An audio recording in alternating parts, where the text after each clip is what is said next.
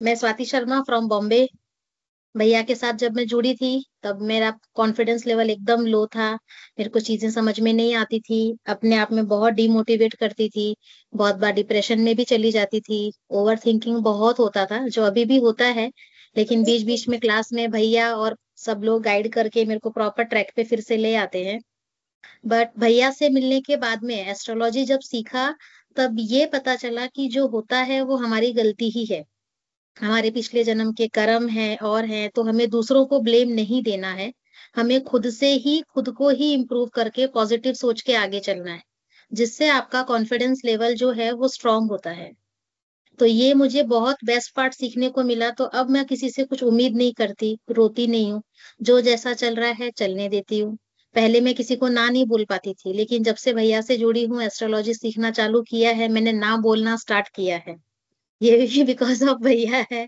लोग सोचते भी हैं कि ये तो स्वाति का नया वर्जन आ गया है।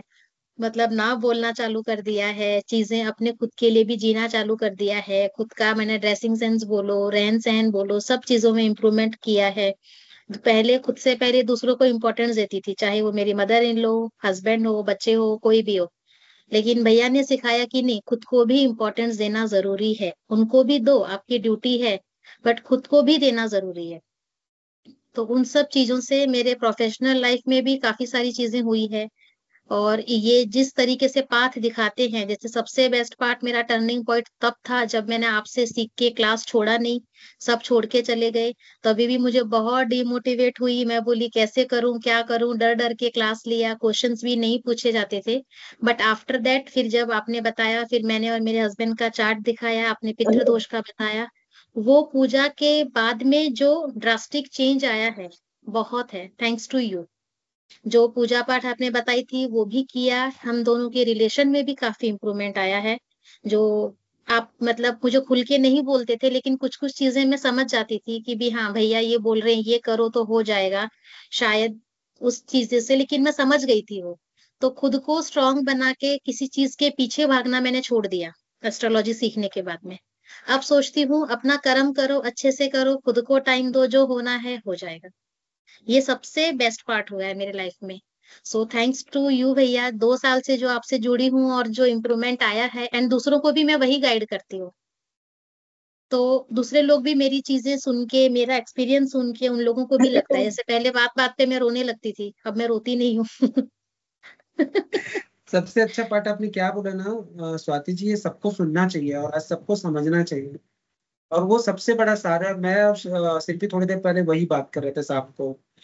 एज ए एस्ट्रोलॉजर हमें किसी के जख्मों को कुरेदना नहीं है, हमारा काम है जख्मों पे मरहम लगाना। और बहुत बार हमसे गलतियां हो जाती, हम जख्मों को कुरेद देते हैं, फिर वो मरहम नहीं लगा पाते हैं और वो चीजें खराब हो जाती है, रिश्ते ब्रेक हो जाते हैं। तो हमें बहुत सावधानी रखनी पड़ती है जब हम एस्ट्रोलॉजर बनते हैं। हमें कुंडली से दिख रहा है कि चीजें कि बहुत खराब है, तो मैं ये नहीं बोल सकता कि बहुत खराब है, मैं ये बोलूंगा ये कर लो तो ये अच्छा होने वाला है। तो बाद में आपको खुद ही समझ में आ जाता था क्या खराब है और मैंने क्या ठीक कर दिया। तो बाकी नए लोगों के लिए भी और जो पुराने सीनियर स्टूडेंट हैं उनके लिए भी ये बहुत बड़ा मैसेज आज स्वाति जी ने दिया है कि एज एस्ट्रोलॉजर हमें सिर्फ मरहम लगाना है। हमें किसी के जख्मों को कुरेदना नहीं है। जैसे मोस्ट ऑफ टाइम मैं बोल देता हूँ, पास्ट में जाके करना क्या है, आने वाले समय की बात करते हैं, क्या अच्छा हो रहा है उसकी जी। बात करते हैं, कैसे सुधार करते हैं उसको बात करते हैं। तो लोग खुद से कुरेदते हैं, उसको भी मैं रोकता हूँ, क्योंकि मुझे पता है जब जख्मों को कुरेदते हैं तो जख्म ठीक नहीं होता।